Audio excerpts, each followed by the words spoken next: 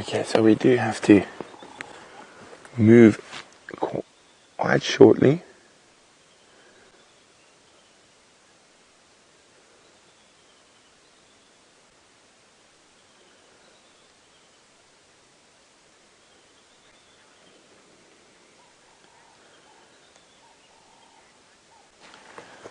Okay, so we have been incredibly spoilt, but we are going to have to maneuver our way out of here quite shortly to let the other vehicles get a chance to get in. So while we do that, let's see how... Oh, wait, one last bounce. No. Anyway, I think as it gets warmer, they're going to start resting shortly. So, and we will definitely be able to come here on the sunset safari as well. Right, so let's go and see how Jamie's lion hunt is going.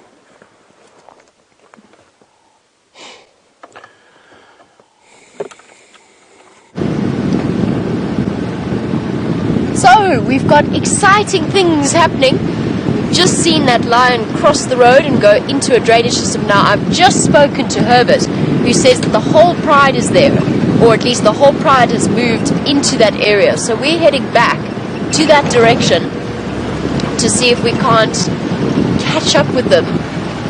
Obviously, I had to wait a while before we could move, just in terms of where those elephants were. But I'm going back there now because I think, as Herbert said, the rest of the pride is on their way. They haven't popped out on the other side, so there's a big river system that runs down the middle of these two roads, or between these two roads. And I think that they're hiding somewhere in there. So let's go back and check around that area, see if we can't find them hiding in the drainage system. She was moving fast, and I think she was moving fast because she didn't want to risk the elephants picking up on their presence. Because as far as I could tell, those elephants didn't even register that she was there. But if they had, they would have chased her and the cubs. It's unusual, but it's not impossible or unheard of for elephants to kill lion cubs. So she wanted to make sure that she kept those cubs nice and safe. It's the two little cubs that up until relatively recently we suspected existed, but we weren't 100% sure. It was such a pleasure to realize that the Nkuhumas had 3 sets of cubs rather than 2.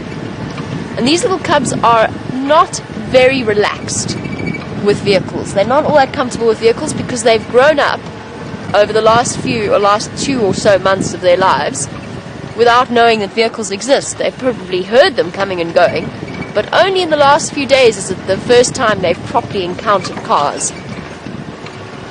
They're also, as I discovered recently, they're not that comfortable on foot, because Herbert and myself tracked them 2 days ago, and it was interesting. It was the gentle rumbling from the bushes. At the lions. So with Junior, he stuck around, and young males generally do until they're about 3 years old, 3.5, before they move off on their own.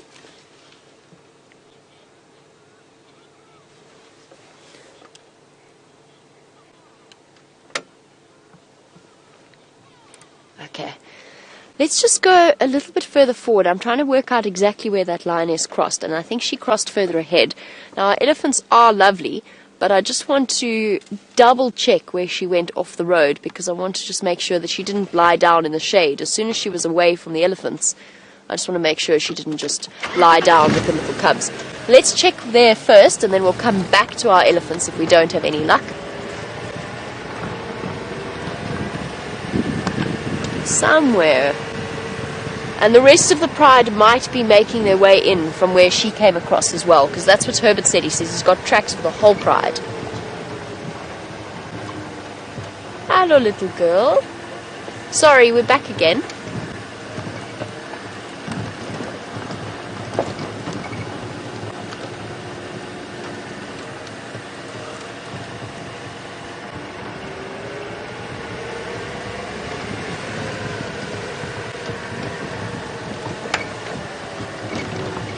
Herbert for Jamie. I'm just listening to the Game Wrap channel. Confirm, did you have visual of the rest of the Zingala, or is it just on Konzo?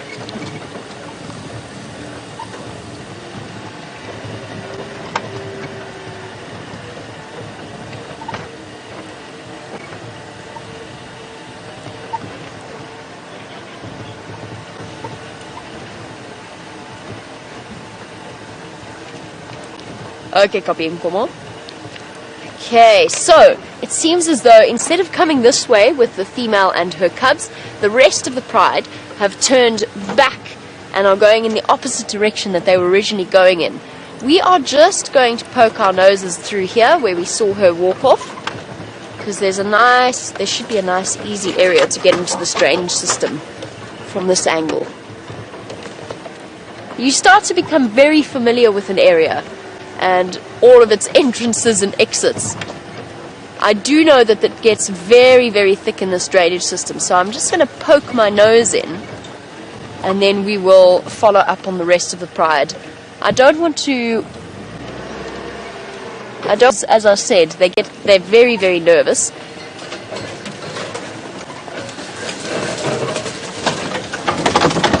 Oh, hello, antenna. Thank you very much for that. I definitely needed that first thing in the morning.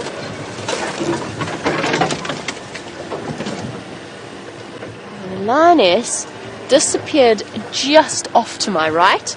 So you can join me as we go searching. Perhaps we will find her just lying down somewhere in the shade.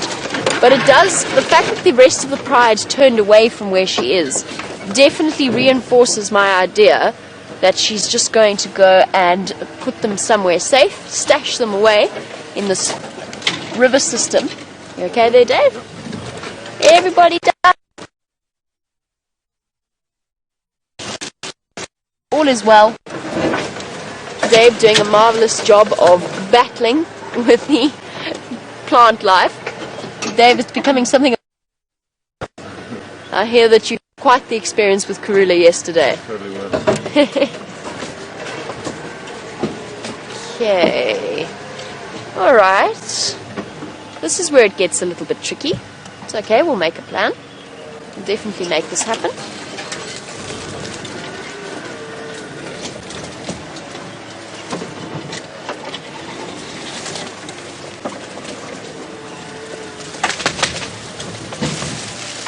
Oh, there's a tree there. Quite a big tree. Ouch. Stay there. So she came in through somewhere in this direction. As I said, there's a river system that runs through here. It's not obviously got any water in it at the moment. Ooh, are we going to do this? I guess so.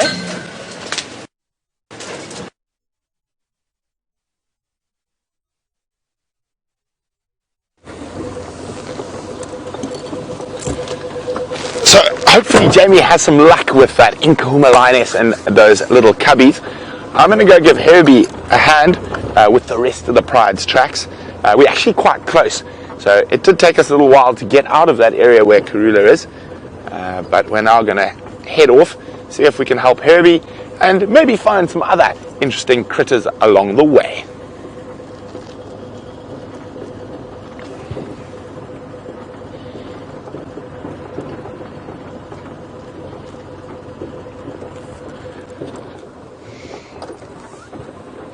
Nope.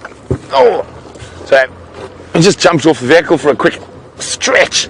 So it's we didn't move too much while we were with Karula, and Jean-Ray and myself are both not short people, so it's quite nice after being static for a while to have a little stretch. Jean-Ray is now stretching behind me and being a clown and blowing me kisses. Oh dear, what we have to put up with these cameramen, I tell you.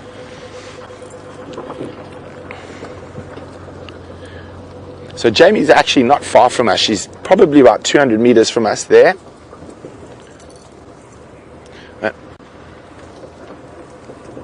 Well, the one thing we're going to find some shade, and now that we're out of there, it gives me a good opportunity to finish my leopard diagram of the territories in this area. There we go. Should this be okay, the shade there, Jean-Ray? Jean-Ray would prefer me to leave him in the sun and put myself in the shade because he's still defrosting. And so it was quite chilly. And so it's starting to look a bit messy, but hopefully it'll make sense. So as I said, so shadow has now been pushed into this tiny little area here. So that's shadow at the moment. And there we go. There we go. See, I can colour in. Wait, let's change. Let's get a paintbrush. Oh, there we go. And there we go. I'm going to paint with a watercolour paintbrush. There we go. I know. So there we go. So that's shadow. She's really been forced into this very small area. Oopsie.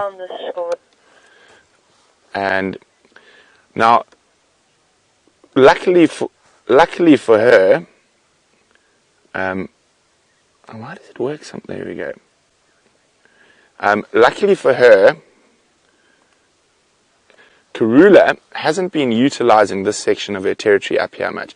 So Karula's actually been sticking down here. So this is the area so Karula's territory is bigger, but this is the area. There's Chelepan.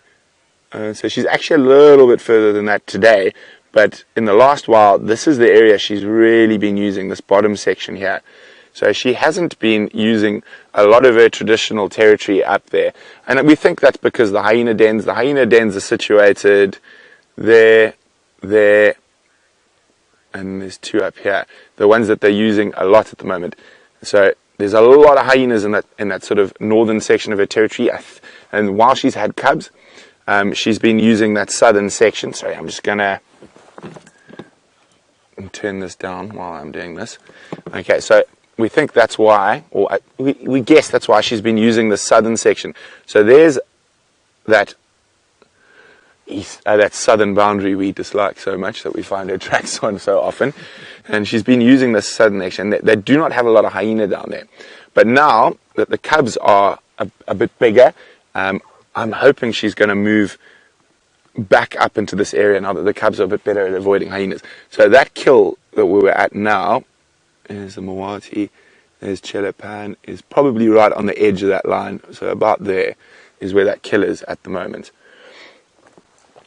And Tundi we don't see too much. As you say, we see her down into Cheetah Plains. So I need to get a bigger map, then we can do all of them. But I think we are going to start seeing a lot more of Salahesh. Now, I forgot, someone asked about Shadow being forced into this really narrow little patch. Is it going to be a problem for her cub? Is her cub at greater danger? Mac and Wisa asked about that, and yes, most definitely. Shadow is in a bit of a tight spot, and especially with the cub. Now, what could happen is she might move further into Karula's territory. Now, there are other leopards up here in the north that we don't know. So it could be that Inkanyen's sister, that Shiluva 2005 model, not the 2013 model. So there are other leopards we don't know further to the north. Now, Karula can possibly move that way. I don't know how dense the leopard densities are in Buffelshoek. This way she's unlikely to move, because that's going to head down towards Nkanyeni, and Nkanyeni is younger and fitter. Now, what happens with female leopards? So now we've got Shadow, which is one of Karula's offspring. You've got Tundi, which is one of Karula's offspring in this area, both females. Now, if Shongile reaches it to over a year, let's find a color for little Shongi. Let's go with blue. Whereas Salahesh is blue, but she's quite far away, so we can change the color. There we go. Okay, so what would normally happen, so this section, the southern section that Karula's been spending a lot of her time in, it's quite possible that she will sort of give away quite a big portion of this section down here to Shongile. And what that'll do is either force her into the north or into the east, or unlikely that she's going to compete with Shadow, because that's her genetics at work. She's done her job as a mom, her genetics at work, and she hopes that Shadow is going to then mate again and spread her genetics. So as a female leopard gets older and older, her territory becomes smaller and smaller. So you probably find, I'm not so sure about before my time, but you'll probably find Karula probably used to do this whole area that Tundi's in, and that Shadow's in, and she's now given that portion away to Shadow, this portion away to Tundi, and it's likely now that she's going to end up with this northern section. This is getting very messy, but she's going to end up with this northern section, and if she has another set of cubs again, she gives away and her territory becomes smaller again. So as a female leopard gets older, and she has more female cubs, so her territory becomes smaller and smaller and smaller.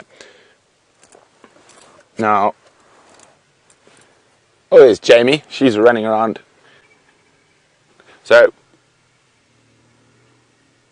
there goes Jamie. So Paige is wondering about Salahesh and Shadow and that dynamic. I almost think we should start again on a different map. Maybe we should do that. What do you think, Chandra? Is this getting a bit messy? No, it's beautiful. It's beautiful, okay. Yes. So what's happening here between Salahesh and Shadow is quite interesting. Now Paige is wondering, why isn't Shadow fighting back and pushing Salahesh? We need a black pen again. Why isn't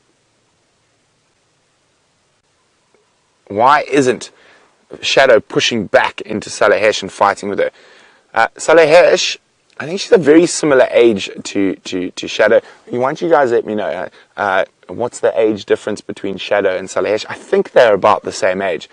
But if we look at Salahesh, she's probably got 20 kilos on Karula. She's a massive female leopard, and she's looking in really good nick when we saw her. Whether the Shadow is not that big a leopard, she might be a very aggressive leopard, but I think she's going to try avoid a confrontation with Salahesh because she knows she can probably push into Karula's territory, and Karula's going to be a lot more tolerant. Salahesh will not be tolerant, and most leopards will try avoid a fight specifically and especially with a bigger leopard. So that's why Shadow is almost given up and moved into this tiny little patch between Hoffman's and Djuma. Now this area of Djuma where she's been spending a lot of time around here, there's only 2 roads that sort of do that. So there's a massive area around the Gari repeater where there's no roads and it's very thick. So I think she's been hiding out in there, and we are going to make a conscious effort to track in that area a bit more often. But hopefully that makes a little bit more sense of what's happening with, with the female leopards. It's a bit messy, but I think it makes it a little bit easier when you can see it on the map. And maybe I should start again. But anyway, that's how female leopard territories. And I did it so neatly in the beginning, and I shaded it and everything. But of course, explaining becomes a bit more complicated. I think maybe we'll do the male leopards next. But I'm definitely going to have to clear my map. And while I clear my map, let's go see how Jamie's hunt for the lions is going. Here's a little fact about Brent that perhaps you didn't know. Despite whatever results his map drawing efforts may have produced, he's actually incredibly artistic. He's actually really very good. But I'm not quite sure that perhaps that medium suits his particular style of artistry. Okay, so we've got some interesting news in terms of what's happening. So the lions have come back in this direction. Now, Herbert just told me that it looks as though the tracks are running. They're running across in this direction. Perhaps hunting, perhaps just playing, but whatever it is, that lioness was very determinedly moving her cubs when we got to see her with those elephants. So Herbert says the lion tracks go on top of his tracks, and they're moving back in this direction, and the tracks are really, really fresh. So we're going to concentrate on trying to find them here. I'm hoping that some alarm calls might give them away, because it doesn't look as though they've crossed the road here. So everybody keep watching these lionesses. That's interesting. There's an Inyala in this drainage system that is looking. No.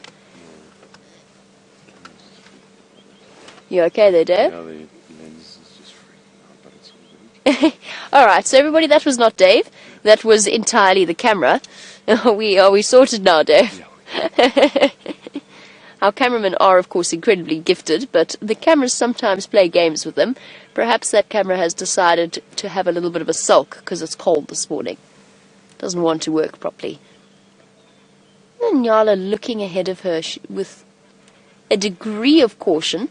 I'm pretty sure that she's seen those lions and she knows where they are, and she's just checking to make sure that they have moved out of the area. There's definitely a degree of caution to her movements, which there always is with antelope, because when you're on everybody's menu, it makes sense to be extra specially careful. But that female Nyala definitely doesn't look 100% comfortable. Herbert's asked me to drive along Gowrie Cutline and just check to see whether or not the tracks have come across here. And that is exactly what we shall do. Come on, lions, you've spent 2 days dodging me, almost. At least 24 hours. Perhaps we should just park the car and wait for them to come to us. Seems to be working out in my favor recently.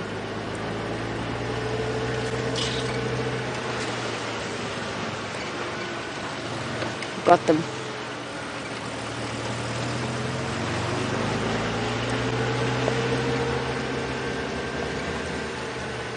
And Rachel, welcome to the... They're here. They're somewhere up here. Rachel, welcome to the Sunrise Safari. I've got their tracks, fresh tracks on Gowrie Cutline going north. Please don't cross into Bubblezook. Now Rachel's a bit confused by my counting and says I keep saying that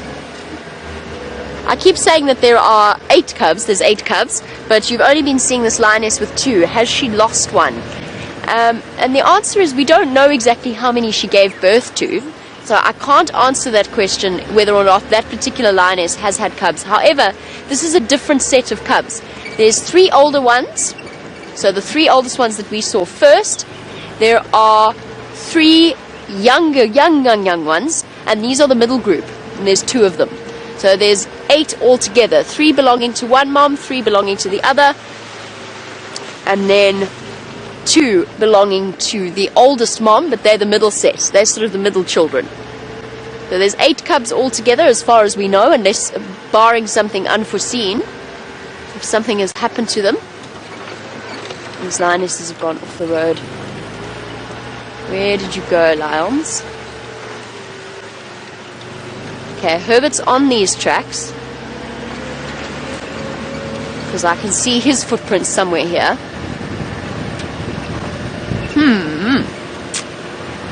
Which is a mystery.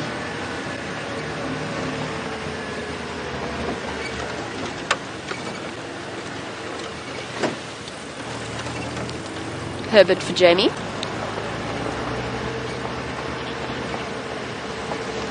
Herbert, these Nkonzo are close to the northern boundary of Buffelshoek going north along Gowrie Cutline. Were they here before?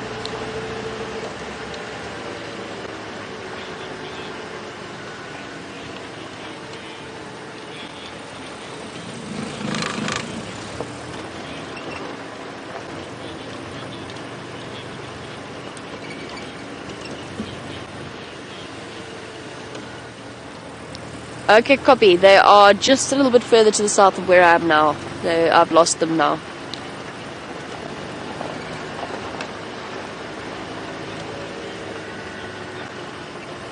That's what I thought. Okay. Copy, thanks. Okay, so Herbert thinks they've now run west. And those tracks that I've seen on Gowrie Cutline, which is this road that we're on now, those tracks he didn't have before. So although I've seen his footprints, he didn't have tracks there earlier. Which means we are onto a good thing at the moment. They're here somewhere. These tracks are really fresh. That log is so deceptive when you're driving along looking out of the corner of your eye.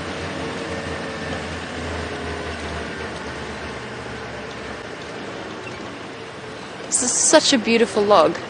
I want to take it home with me. I can't, but it's such a perfect tree. That's a piece of old leadwood. That could be decades old. And only just started being invaded by termites. It's very hard wood, which means it's completely resistant to borer beetles. But not so much to chainsaws, because somebody obviously attempted to cut that.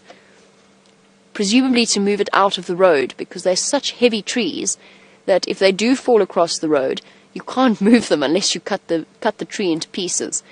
It is illegal to cut down a piece of leadwood, or to cut a leadwood tree, unless it has fallen, unless it has broken and the tree has died. They are entirely protected tree species, and that's because of their incredible longevity. They've carbon dated a stump. I think it's, where is it? I think it's at the Taba Rest Camp. It's somewhere in the Kruger National Park. I think it's the Taba. I've been there, I've seen it. But they've carbon dated it. Yes, it's the Taba.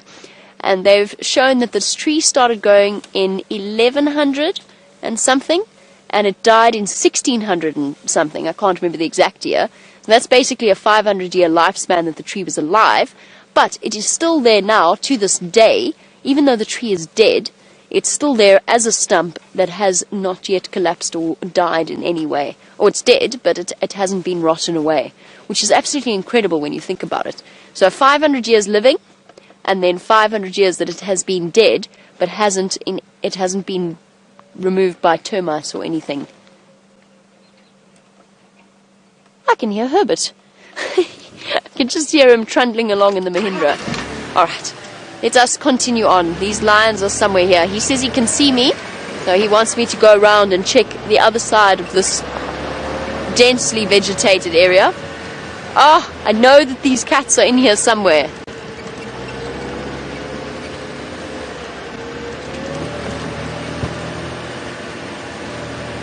I think we should get that log for our fireside chat seats. It looks exceptionally more comfortable than our current arrangement.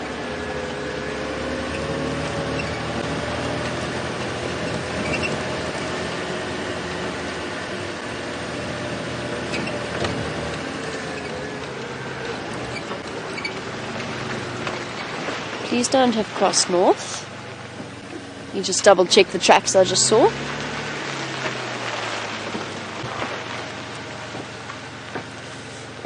Ground is so hard,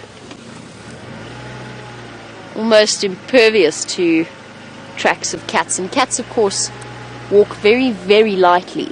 Even for a 200+ pound lioness,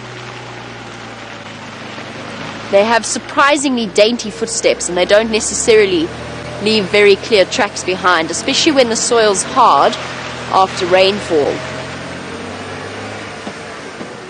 I'm really hoping that they haven't crossed north. Doesn't look like it though. Lionesses are playing games with me.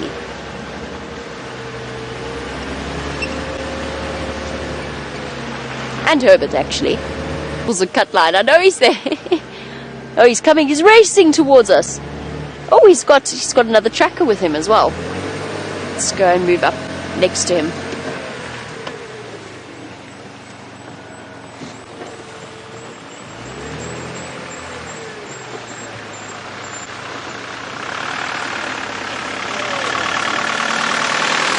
Morning, Jamie. Good morning, Herbert. How's it, Will? Good. Jamie, these guys are avoiding us. No. In fact, from where you got that Mafazi, Yeah. they followed her and left her in the block, and they came back to Lala. So we tracked them, and they saw us on foot. They started running into the drainage line. Okay. So from there, they crossed, not far from that. Jacoberry. No, the leadwood. Oh, the leadwood tree. That graded. Yes, yeah. Yeah. So those Ngonzos you saw coming from the south. They are the ones that we started following. Okay. So from there, I think we might have missed the tracks on that hard ground. So entirely possible. They went. They've gone west. More west. Okay. So we will go back to that area and see if we pick up. Okay. Tracks. What you can do, maybe try Mvubu for us. Okay, I'll try Mvubu and I'll check around Mvubu and then towards the dam. Maybe they took that path. You know that game path they always take towards the dam from. But I'm sure it's completely different to the ones that we're calling this. This is quite fresh Nkonzo. You can see. Those Ngala are mating at Sydney's dam. I heard them when I stopped there. On the other side. Yeah, somewhere that side. I couldn't tell you where, but they're there. Okay, yeah, it's different. Yeah, that's completely different. Yeah. Okay. All right, Herbert. I'll go check Mvubu. Okay, thanks very much, guys. We'll keep you posted. We'll Thank you. And check. Yes. Awesome. Bye, Dave. Bye. Herbert has got the best smile in the entire world. I really truly believe that. He's got a smile that no matter what day you're having, what mood you're in, if Herbert smiles at you, you smile back. There's just something in his personality. Alright, so you got most of that update. Tulala means to lie down, just to translate. So the lionesses followed the lioness with the cubs for a while, changed their mind, went back, and they went to lie down. They saw Herbert and Will on foot and moved to the west, which is where we're checking now. That was a rough translation of that conversation.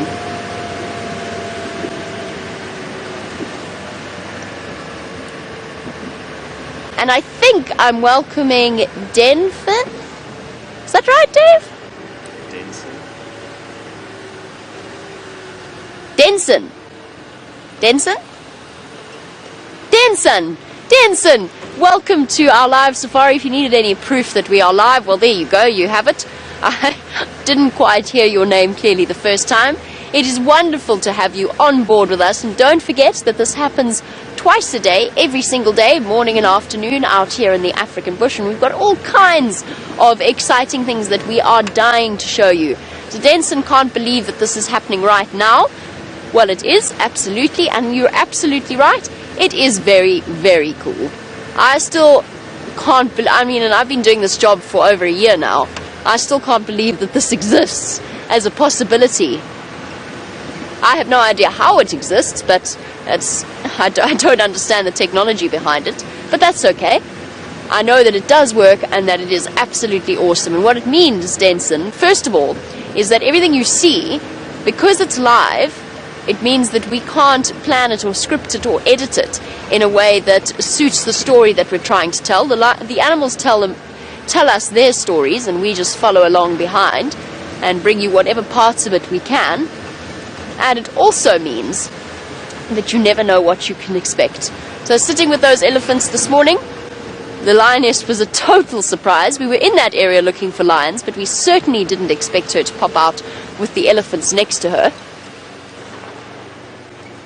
We are truly fortunate to be living where we live and the jobs that we do. We're very, very lucky. Right, and don't forget, Denson, you can send through any other questions or comments that you have on hashtag Safari Live on Twitter, or, everybody watch out, we're going to get a bit bumpy. Just go over that rocky area. Dave nearly went off the back there. Or you can email through on questions@wildearth.tv. We absolutely love to hear from you. So Denson, send us, and any new viewers, send us through your comments and your questions in that way. Alright, let us go and continue on in this search for our lions. In the meantime, I wonder what Brent is up to and what he plans for the rest of his morning.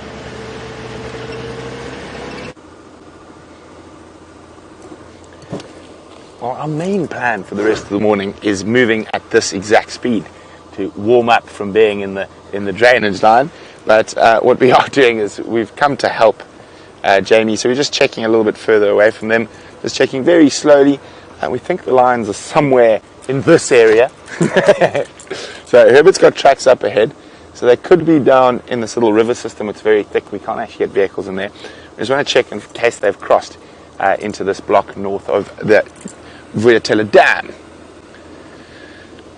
But it is an absolutely gorgeous winter's morning. And slowly but surely, Jeandre and I are thawing out. As you can see, first gear, the perfect speed.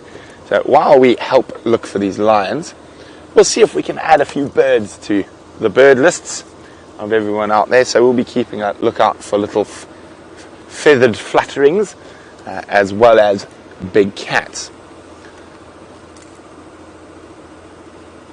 Now, on foot, this little river system, which is really hard to get into with a vehicle, is exquisitely beautiful to walk in, and one of my favorite little sort of secret spots on Djuma. Now, up ahead we have an Inyala. At this speed, it might take us about half an hour to get there, so I'm just going to have to speed up for a little bit. Now, the nice thing about where that Inyala is going is if it spots a lion, it's going to start shouting. barking.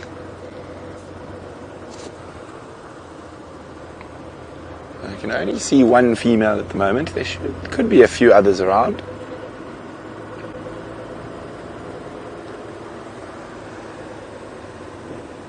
So here are all the lion tracks that they've been following earlier today. And they've gone in here, they've come out, they've gone in again.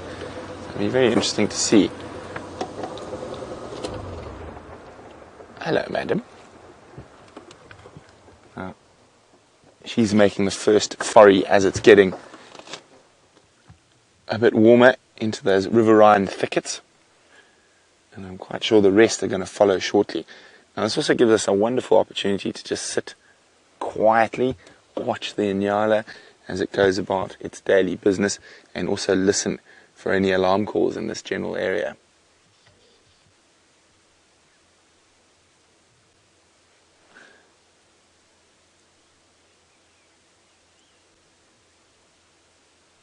Very, very peaceful scene here on the edge of the little river system.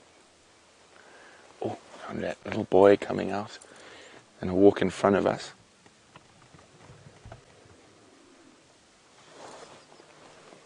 Look at that. So you can see he's starting to get a bit darker, and when he becomes an adult, he's going to turn chocolate brown. Is probably the best way to describe it.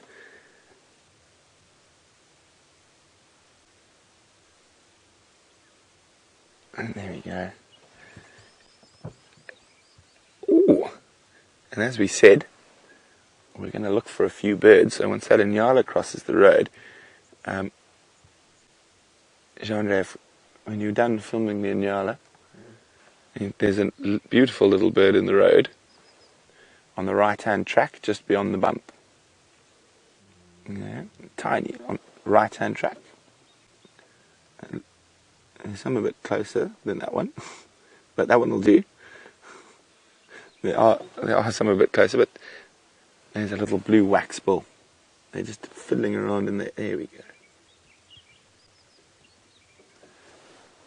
Little blue waxbill feeding on grass seeds, and there's actually a little bird party coming towards us. So this is actually the perfect spot to sit and enjoy the sun for a while.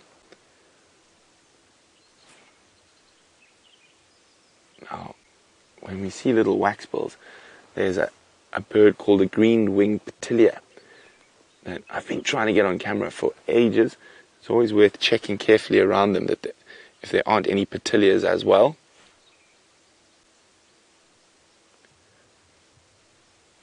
Now we do have another bird in this bush willow off to our right. I'm just worried it might be a bit silhouetted, so right in the tip of this tree here.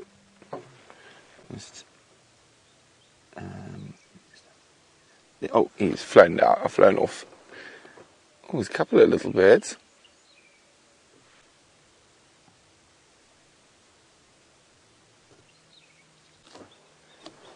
I just heard from Herbert that those lions have crossed this road. I'm just going to go a little bit further forward, see what other birds are in this bird party. So the edges of little river systems like this are always excellent spots to do a bit of birding.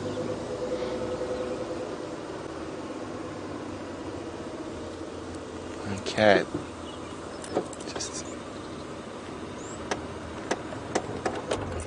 We've got a whole bunch of little guys here in this area there. So let's have a look. Okay, so they're coming up. So where's that? It's gonna pop up there. It's moving up through there where my finger is. A little blackbird, looked like. You can just see a little. There we go.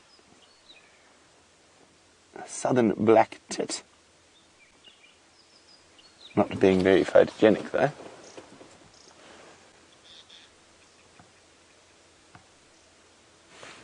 Okay, here we go. You can see the white on the wings, which is a diagnostic feature of this little guy. And they are very commonly in bird parties If you see a southern black tit, there's generally going to be 5 or 6 other species around. They like to move in bird parties. Safety in numbers. Oh, chased off another one. So again, we're just listening very carefully. Oh, Jean-Andre's got him again.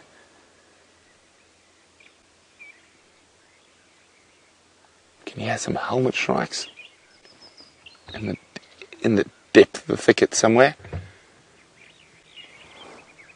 Hey, Jean-Andre, that little bent bush there. So hopping around just to the bottom of that bent bush. And there, I think it was. There it is. Not the waxbull, there's another. No, there we go, that's the one.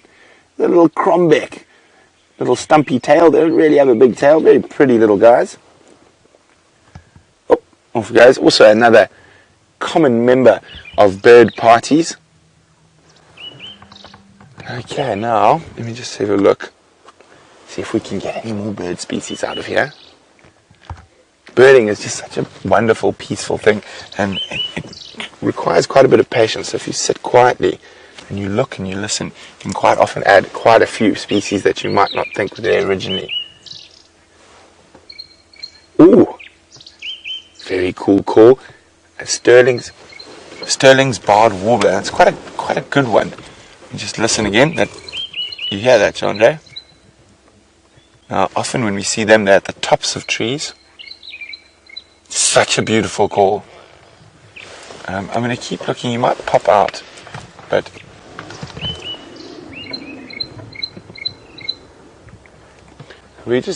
while we try to figure out exactly where this warbler is, Jean-Andre is going to show you the trees, and I'm going to keep quiet, and we can listen to all the different sounds around me.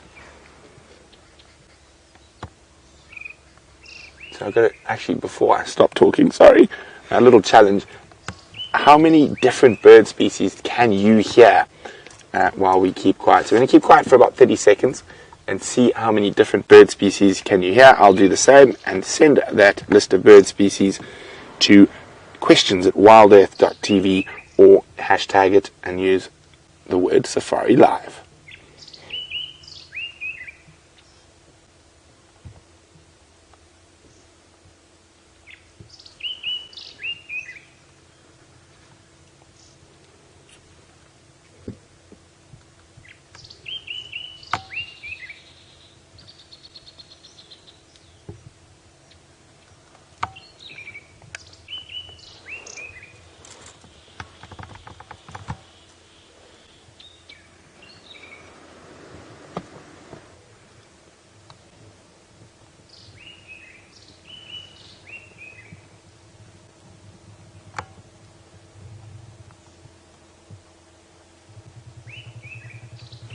Okay, I don't know how many bird species you got, but unfortunately that Sterling's wren warbler stopped calling. But they're really pretty, but they're very, very small, and they often sit very high in trees, making them quite difficult to see. John didn't tell me if I must move up or down, or is that good? There we go. So there we go. Bright orange eyes, a beautifully barred chest. They used to be called a Sterling's barred wren warbler. Obviously that was decided it was too much of a mouthful. So I'm going to wait to see how many bird species you heard before I tell you how many I heard. In the meantime, we're going to keep trundling on on this glorious winter's morning out in the middle of the African bush. Oh, there is another bird species on the right of the little waxbulls. Hopping. Oh, did he fly? Those are the waxbulls. Okay, now, there. No, down. I'm sure I saw one that wasn't a waxbull in there somewhere. There we go, there it is, there's the petilia. That's the one I've been looking for to get on camera. You can see how beautiful it is. The green-winged petilia. Isn't that just the most gorgeous little seed eater?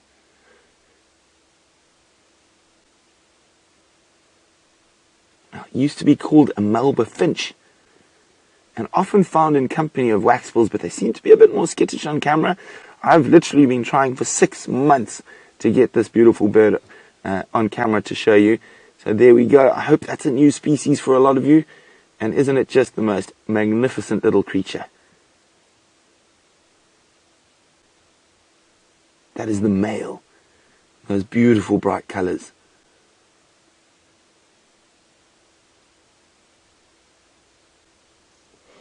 And quite often, as I said, sitting with a bird party for a little bit longer than you normally would produces some wonderful sightings. So very similar habits to a blue waxbill. Very similar diet as well. So one of the little seed eaters.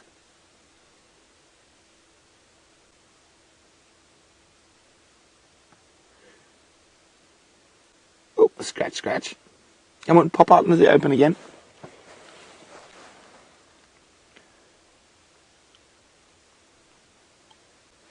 Okay, while the male's frolicking in there, and see if we can find the female. She's a little bit to the right. And so she just jumped, come back to the left. Waxbill, she's in there. Out to the, I think, oh, where's my finger? Up that one, I think, looks like the female. There we go, that's the little female. You can see not quite as striking as the male. But you can see very similar coloration. She just lacks that really bright orange face. Here, waxbill and petilia together, munching on grass seeds.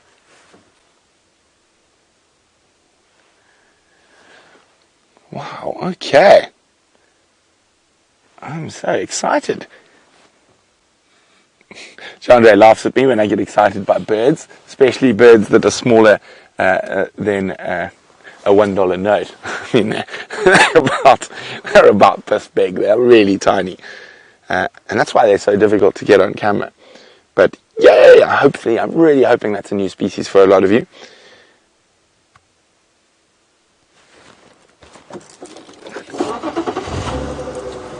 Bye bye, little petilias.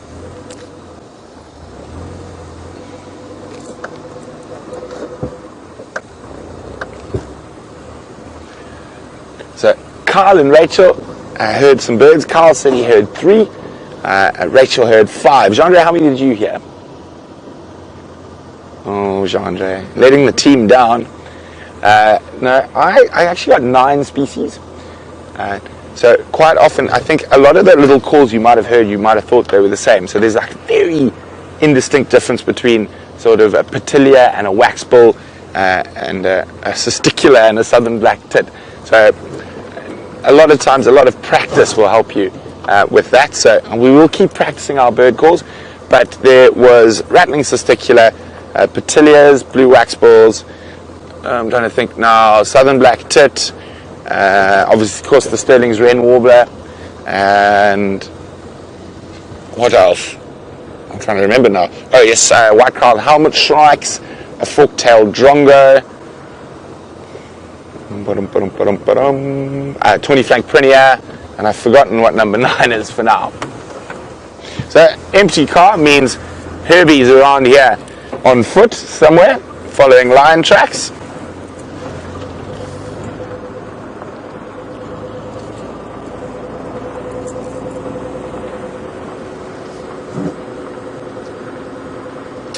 Well, there we go. Well done, Sally in Oregon. The green-winged petilia, number 115 on Sally's bird list.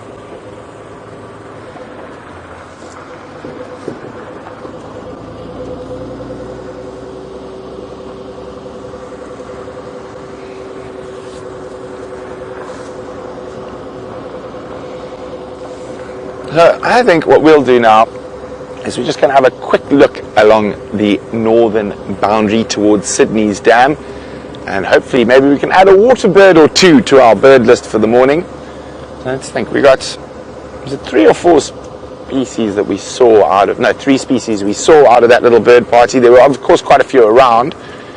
Oh no, 4. It was the crombec, the petilia, the waxbill, and the southern black tit.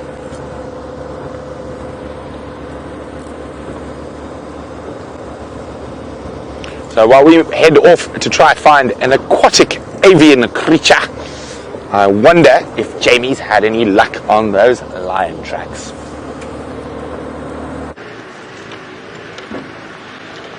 Nope, no luck, unfortunately, no luck to report. We are attempting to follow up on where those lions went, but they are definitely playing games with us on this winter's morning. I think we exhausted our luck when we saw that lioness with those elephants. And so, Dave and myself find ourselves embarking on a fire break drive. There's a big main road not too far away from where we are, and then there is the fire break, and just as its name suggests, it's a clear patch that has been, all the plants have been removed so that if a fire does start, it doesn't spread. If it comes in from the north, it won't spread to the south and vice versa. And it wasn't exactly built as a road, so it's not nice and smooth and cleared out for us. It does make driving for me more interesting. Get to do some exciting low-range things, and it's also one of the lions' favorite places. I'm double checking along here to make sure that they haven't popped out somewhere in this region. I'm actually going to make my way back towards Buffelshoek Dam because I just have a funny feeling that is where they were on their way to. And we're going to do it, but we're going to go on a fire break adventure as we travel along. It's a good place to be. There's lots of water holes along the way, lots of pans, and lots of disappearing duiker, unfortunately. And duiker just hopped off tiny little antelope species that hardly ever stand still long enough for us to get them on camera. Earlier on, 2 of them tricked me into thinking that I had found the lions. I got very excited, only to discover that it was in fact a duiker. And we have an antelope that might actually stay still. Please, boy.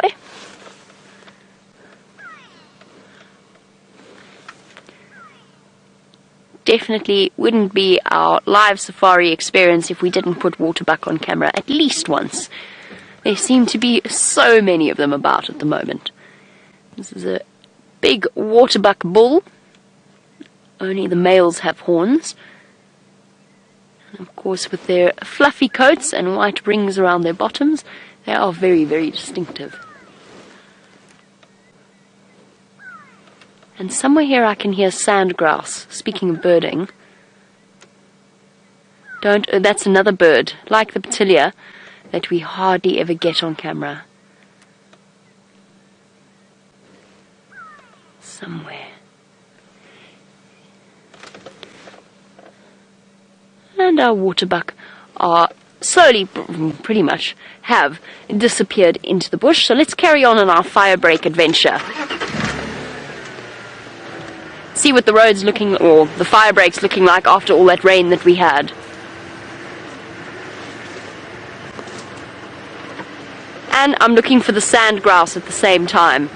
Definitely not a bird that's very easy to spot. I have seen them here before. So actually this is the only place I've seen them on Djuma. But they are such well camouflaged birds and they don't move around all that much.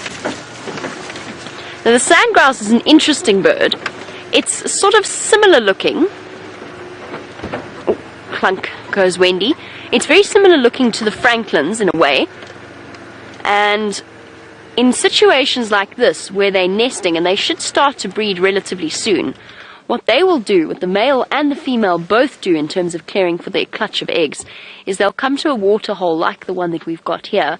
And this is what I mean when I say that there are so many patches of water that are not part of the dams after that rain. How amazing is this? When last did we see a puddle this big? I can tell you when last we saw a puddle this big. It was around March, beginning of March. Lots and lots of water around. What the sand grouse does, in order to provide water for its chicks, because they are actually arid-dwelling birds, there's the namakwa and the birchals that live in the desert areas, they'll go and do what's known as belly wetting, and they've got special spurs, sort of cup-like spurs on the edge of their wings, on their, feathers on their belly, that they'll go and they'll dip themselves in the water, and they'll actually, the feathers will scoop up the water, and they'll carry that enormous distances back to their nest site, because obviously the little ones are too small. They're born atricial, so underdeveloped, and the sand grouse will take the water back so that they can have a drink. And they're here somewhere. Still hearing them every now and again. And really truly lovely to see this much water around. It does make our life slightly more difficult because the animals are more spread out. They're not spending time concentrated around the established water holes. They can just go and drink in any puddle that they found.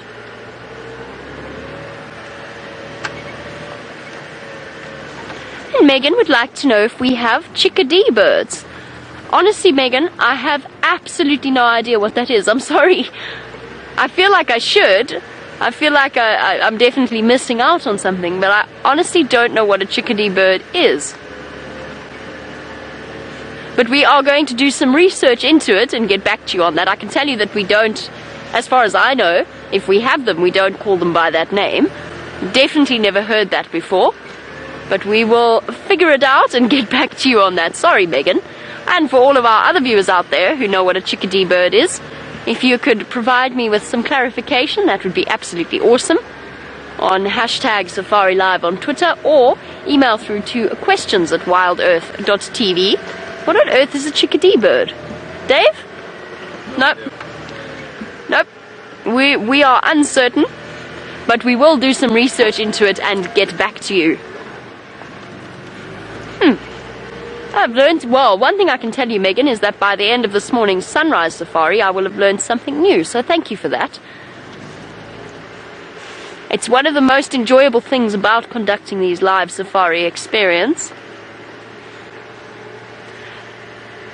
is that we get to learn from the viewers as much as we get to teach things about the various animals that we see. I've learned more about some of the other animals and bird life around the world in the last year than I have in my entire lifetime, just from information that comes through from the viewers or questions that make me think about something in a different way. Definitely something I really, really enjoy about this job. Alright, I hope everybody is crossing fingers and holding thumbs and all those things that one does for good luck, because we're going to check Buffelshoek Dam, and I'm really hoping that that lioness has brought her cubs to that in that direction. We have scoured. Herbert has walked Djuma flat to find this lion, or to find the lions. We have checked every nook and cranny under every rock. Of course, you don't go looking for lions under every rock. They're around. They're just playing hard to get at the moment. Come on, lioness, please be at Buffelshoek Dam. It is my third time driving past here, so I'm getting a little bit of a deja vu feeling like yesterday.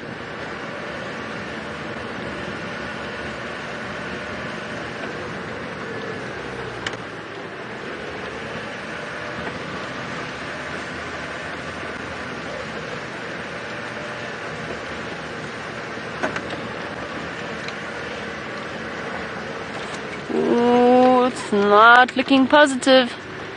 Looks like it's very quiet at Buffelshoek Dam. I had hoped that she might have moved through the drainage system since we last saw her. Oh, those elephants were just in the wrong place that we couldn't stay with her and follow her.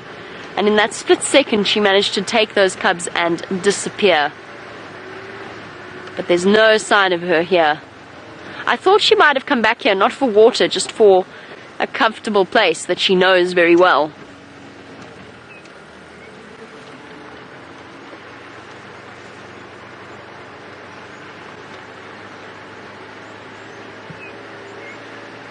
And thank you very much to Sally, who's sending information through on the chickadee bird, which is the best name I've heard in a long time for a bird. Now, the chickadee bird, according to Sally, is a lovely little songbird that is only found in North America. So there we go, we've got the answer to Megan's question, which is no, we don't get them here. You'll probably find we've got relatives of the chickadee bird. But that's definitely one of my favorite names for a bird ever. Apparently it's a lovely songbird. There is a squirrel. Ah, there was a squirrel. Nope, no squirrel. Squirrel ran away. Animals trying to escape us. Now, while we continue on our lion finding mission, I believe that Brent is still on his birding mission, and he's got some interesting things to tell you about a spotted bird.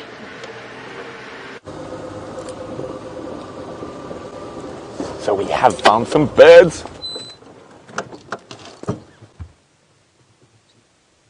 look at that.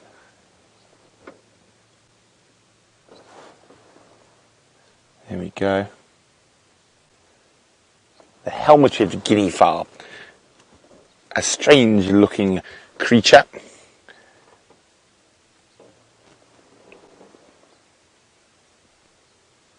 Look at the head bopping. Oh, kicking over that elephant dung to see if there's anything tasty underneath it. Now, during the dry season months, guinea fowls live in flocks like we're looking here, and you can get flocks of over 50, 60 in this area, but in the high veld, on the big open grasslands, they can go into flocks of 500, 600. And then comes the rainy season, and they'll split into pairs to mate. Oh, very strange looking birds. Sort of, Chandra and I were just chatting, that remind you of a dinosaur almost. An avian velociraptor. You can see picking open the elephant dung, looking for termites. Now, they do prefer grass seeds, but they will eat all sorts of things. So diet would be very, very similar, and their behavior is very, very similar to a chicken.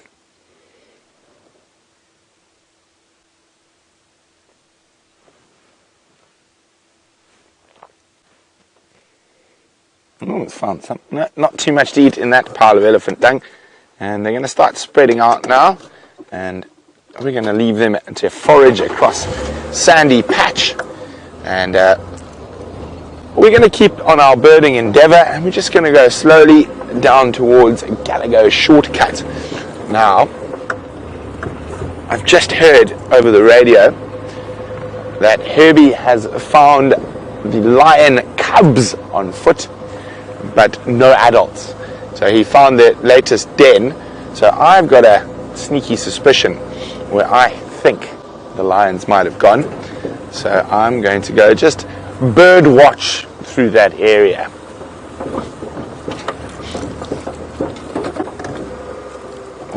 Oh, is he going to run? He's going to run. Damn it. Little dikers, disappearing dikers. So diker is actually a derivative from the Dutch word, and Afrikaans word duiker, diver. And literally, they just proved why they literally dive through the bush when you spot them, and gone.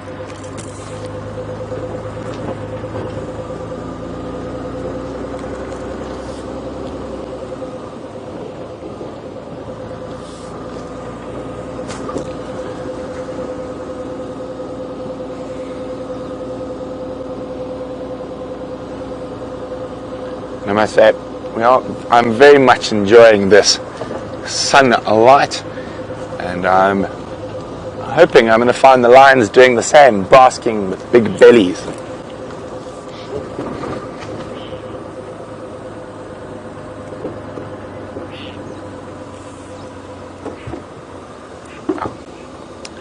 Just checking for birds as we go.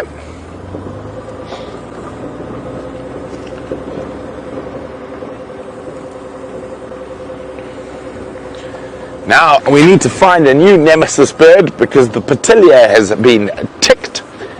Now I know there's one bird we've only managed that I know of to put on camera once, and that's the white-throated robin chat. Really difficult. I've got a few good spots that I hear them calling often in the Mawati River, but they don't like to call conspicuously, so they're very much like most of the robin species, what you describe as skulking birds. And they like to skulk through the undergrowth and thickets, and even call from inside a thicket rather than out in the open.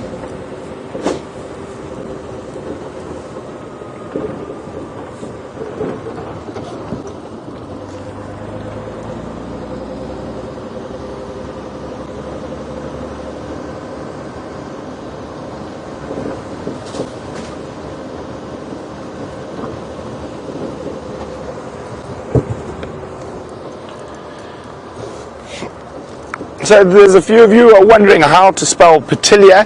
If I remember, I'm going to double check, but I remember correctly it's P-Y-T-I-L-I-A, but I could be a bit off. Just give me a second and I'll double check it for you. P.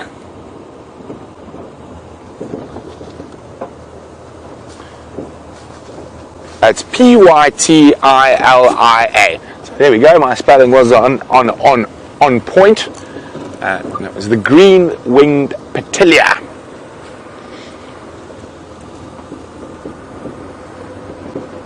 Now,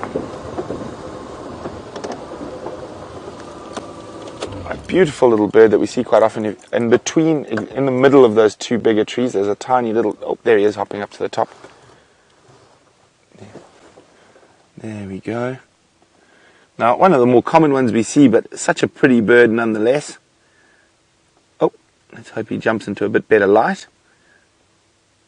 But the chin spot batis. Come on, into the good light. Here we go, light's getting better. There we go, good batis. So it's a little flycatcher. And you can see that big spot on its chin, and it gets its name from. Now they build the most incredible nests. So they will actually collect from webs from communal spiders. I'm hoping I might have a picture of a batis nest. Let's have a look. Sometimes we do get lucky. There we go.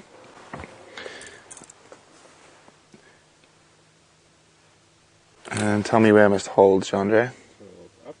Up. Or down. Let me find some shade. There's some shade up ahead. But I want to show you. So they build the most incredible nest. And they will steal spider webs. They'll actually take apart communal spiders' nests while the spiders are there. And they'll use that to hold the base together. And then after that, what they'll do is they'll go collect lichen. So let's see if I see any lichen growing on a bark here. So they'll collect lichen, and then using the stickiness of the spider web, they will place lichen all over the nest to keep it camouflaged. Now I just find that really, really incredible. They make little cup nests. So a lot of the flycatchers, I'm going to put that shadow. One shadow. There we go, one shadow. That should work a bit better now. Down, up. A bit better. So there we go. There's that nest. You mean, this is not working, is it, John? So you can see the branch is there, and then that's the nest, and it's completely covered in lichen, exactly the same as the branch. And if you look carefully at it, so they use spider webs to create that incredibly camouflaged nest. They're fascinating. Maybe remind me on the sunset safari to find some. If we find some better shade, I can show you the picture again. But or just Google batis, B-A-T-I-S, batis nest. Go have a look at those incredibly camouflaged nests that those wonderful little flycatchers make.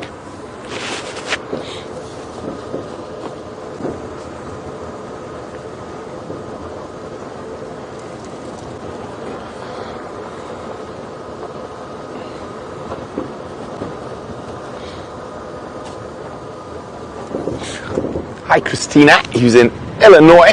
Christina's wondering, do any birds in our area utilize termite mounds for nesting?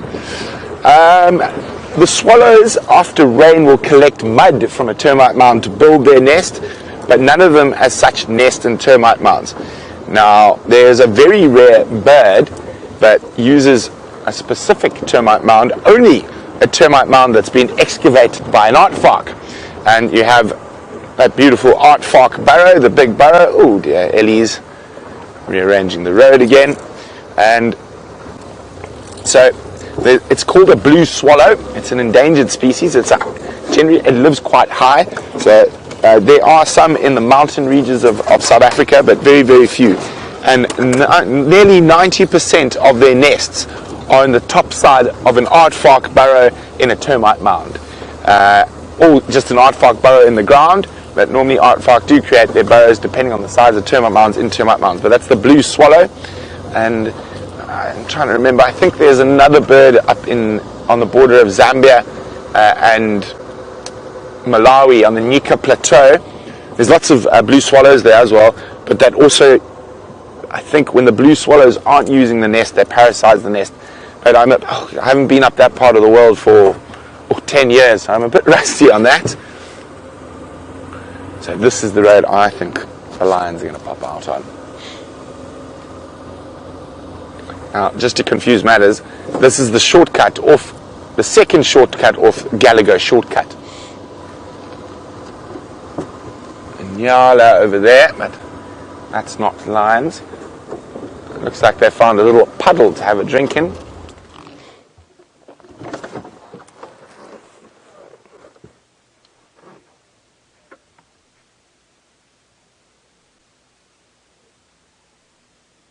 Come on, guys. Tell us where the lions are.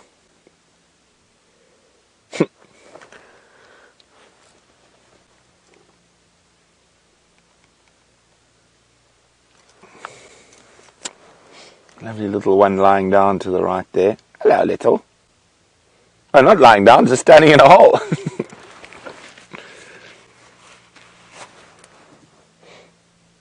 Oh, there we go. Head disappearing into the hole. So obviously there's some bit of water down there.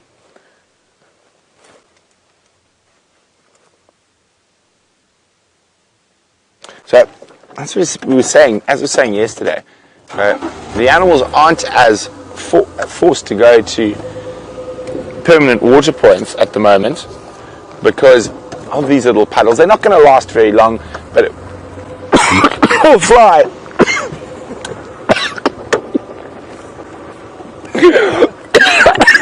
As I breathe in, there goes a fly down the gullet. Early start to breakfast.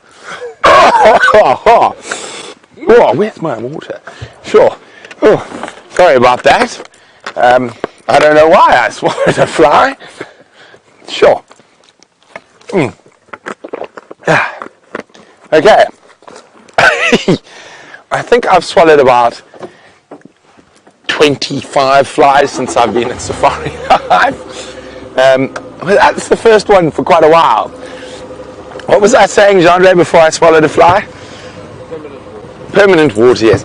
So, but it does give the permanent water holes a little bit of respite, specifically the bush and grass around them. So the animals can feed further away from that. As I said, it's not going to last very long, but it's just that little gap that will help the bush survive a little bit longer.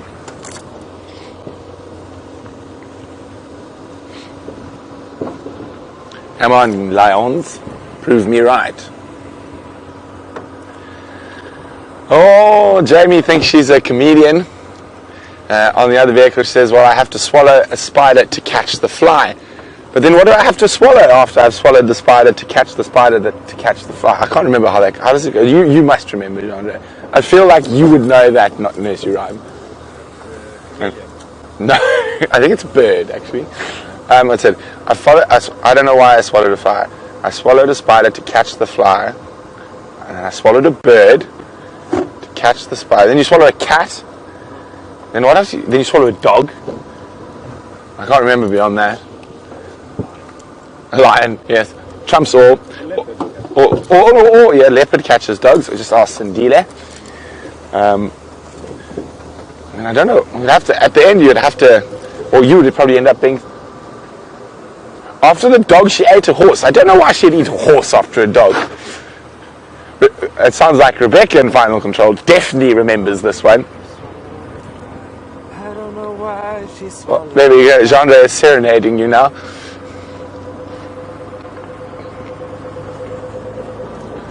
Okay, well, it looks like the lions might have proved me wrong. I think then they're still in those thickets around Gallagher camp.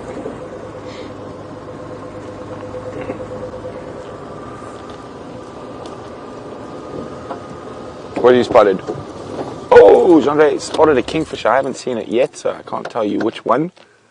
I'll wait for Jean-Ray to zoom as they go forward. But oh, there we go.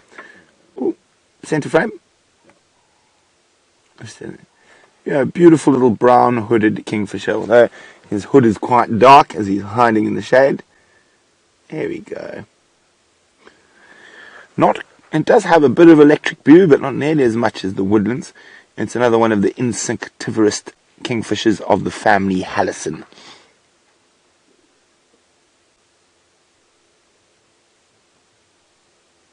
Now, out of our Halison kingfishers, we have 2 residents that don't migrate. Of course, the woodlands and the grey-hooded migrate.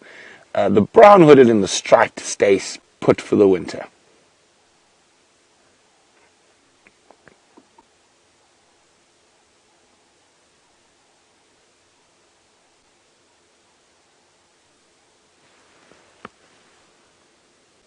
Come on, hop out of the shade.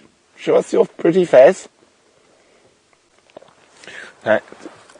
Quite a useful perch. So they perch sort of sometimes hidden, but on the edge of trees and bushes, and they'll be waiting to pounce on any insect that moves around. They'll dart down from that perch and grab any grasshoppers or even termites, whatever might be around, especially in the drought. Kingfisher is going to be particularly happy that we had a little bit of rain, because it has increased the amount of insects around for him to feed off.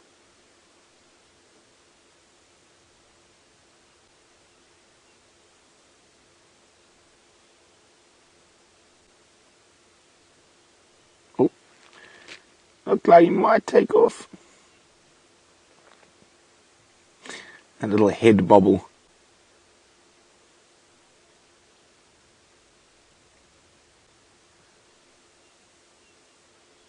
He also might just be basking in the glorious sunshine.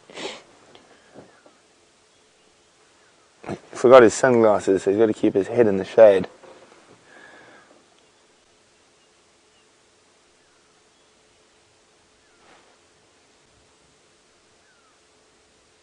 Okay, well, it doesn't look like he's going to move anytime soon. Looks quite comfortable there. So, we're going to keep on moving.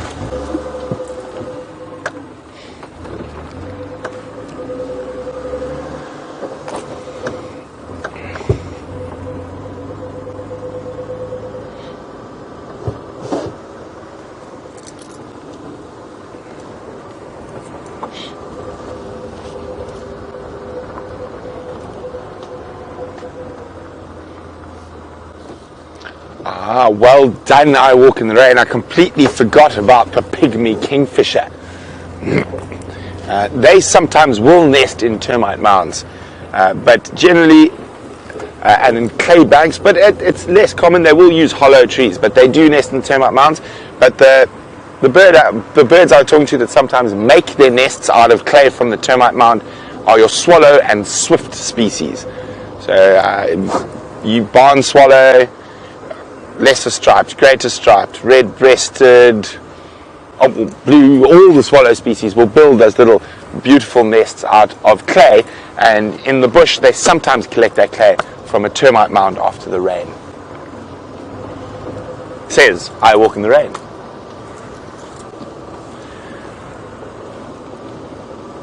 Okay. I wonder what other little feathered friends we're going to find.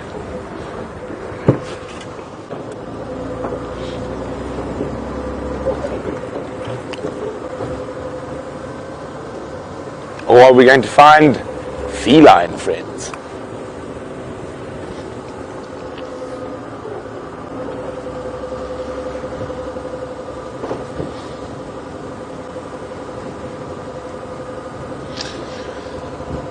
So we're going to jump on board with Jamie so she can say her farewells, and we're going to search for a few more feathered friends.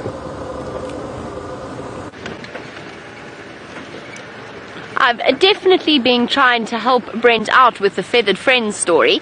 Unfortunately, he's definitely got the camera that is geared towards birding.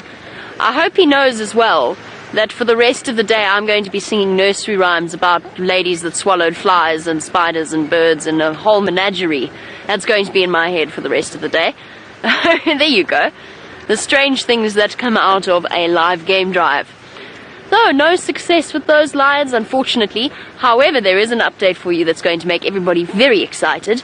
Herbert and William, who is Aubrey's tracker, and I can just imagine the heart-stopping moment that they experienced when they found this. While they were tracking the lionesses, they found the den site of the newest set of Nkuhuma cubs, the young ones that we've been watching around Buffelshoek Dam. They've moved to Gowrie Cutline, just imagine, I mean, put yourself in Herbert's shoes for a moment, and just imagine the terror that and William, at that moment where, and I've done it before myself, where you go, there's cubs there, where's Mom? Where is Mom, and is she about to pounce on us? However, Mom is not there, so we're not going in that direction. We will wait until this afternoon and we'll go and double check to see whether or not she has returned to those little cubs. We won't go and sit, because we know that she's not there, we're not going to go and scare them by trying to get in to see them. But exciting, exciting stuff, and bravo to Herbert and to William for finding that particular spot. And the lionesses probably aren't too far away from there either, so hopefully for the sunset safari this afternoon, we will have a chance to see them. And just like that, the morning is over. Another lovely morning out here in the African bush. It's gone so quickly on the back of Wendy. So a big thank you to Dave for all of his wonderful camera work, as well as to our lovely ladies in final control, to Rebecca and Chelsea and Jerry.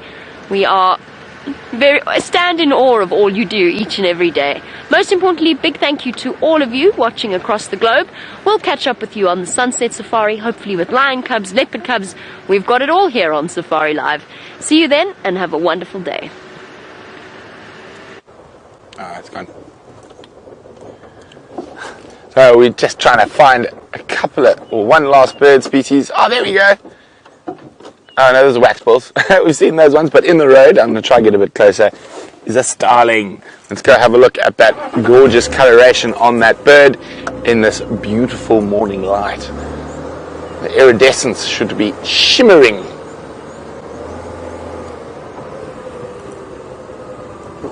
Oh, I took my eye off it for a second. Oh, it's still there.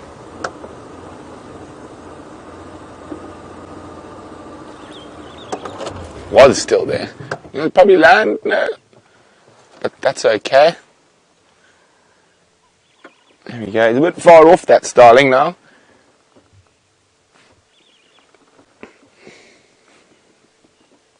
And we've got some cooler birds around.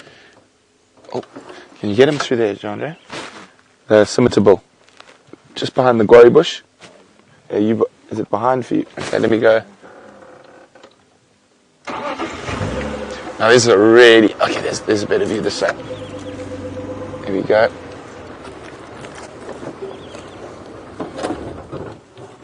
Now, there we go, a common scimitar bull. And you can really see him use that scimitar-shaped bull, prying every little nook and cranny in that terminalia. Oop. Now, oh, you know what? This is incredible. Look at that. Now, yesterday, we saw a cardinal woodpecker specifically targeting terminalia, gall, wasp, and gall ant nests. And today, we've got a scimitar bull doing the exact same thing. So those protrusions on the tree are caused by ants or wasps when they bite or sting that terminalia, and they lay their eggs inside there, and the tree releases a growth hormone that hardens that area and makes it bigger. But there are bird species that have evolved ways to get into those galls. Really, really cool. And he's disappeared. We've got a minute and a half to add another species, hopefully. Now, even when I'm not at work, I tend to spend quite a bit of time bird watching. It is a favorite pastime of mine. Always carry your binoculars with you. Never know what you're going to see.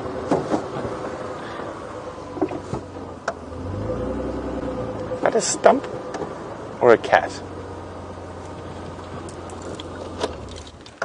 I think it could be a stump, but it really looks like a cat from here. Stump. It's so funny now. It looks just like a leopard sitting there and watching up here. It is a stump. So from Jandre and myself, I hope you guys enjoyed that incredible time we spent with Karula and her wonderful little cubs jumping and jawling around. Jawling is a South African ism for having a party or playing.